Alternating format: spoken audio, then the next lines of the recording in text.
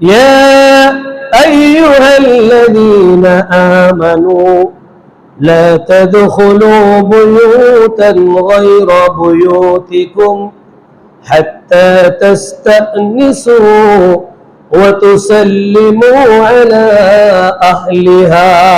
সুবহানাল্লাহ।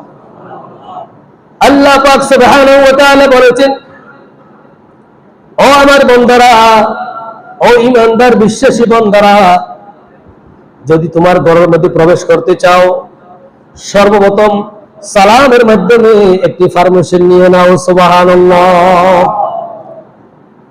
ওয়া তুসাল্লিমু আলা আহলিহা, আপনার ঘরের সামনে গিয়ে আরেকটা সালাম দিবেন, আসসালামু আলাইকুম ইয়া আহলাল বাইত।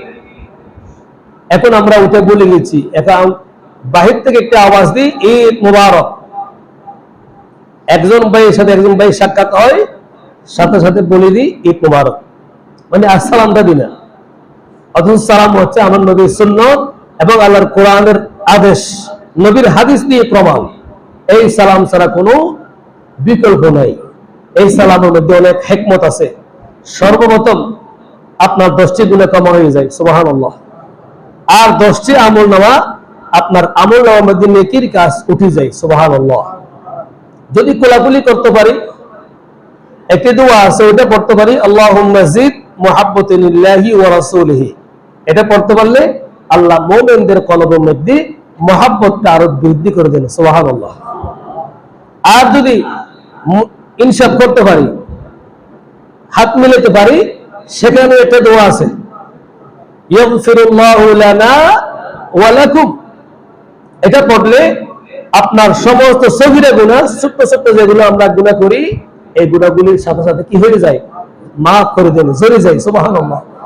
আমরা এই সুন্নতগুলি একেবারে বাদ দিলাম। আছে এখন বর্তমানে নেই। এখন আসে শুধু বর্তমানে ঈদ মুবারক। আপনার লাইভ দিচ্ছেন, আপনার সাংবাদিক বিন্দু যারা রয়েছে ভাইয়েরা, ওরাও বলতেছে ঈদ মুবারক। যে কোনো জায়গা থেকে বলতেছে, যে যেখান থেকে আসেন ওখান থেকে বলে ঈদ মুবারক। এগুলা ইসলামের পক্ষে নয়, ইসলামের বিপক্ষে। ওটা আমি নিষেধ করতেছি না, বলেন, পরে বলেন। আগে সালাম, আসসালামু কবুলাল কালাম, আগে সালাম পরে কালাম। কথা বলার আগে কি দিতে হবে? সালাম দিতে হবে। এরপর আপনারা কালাম করেন, কথাবার্তা বলেন, সবকিছু পরে বলেন। এটা হচ্ছে ইসলামিক শিক্ষা। এটা কিন্তু আমাদের কাছ থেকে একেবারে উঠে গেছে। এই জন্য বলতেছি, এটা আমরা ইনশাআল্লাহ খেয়াল করব। খেয়াল করবেন তো সবাই?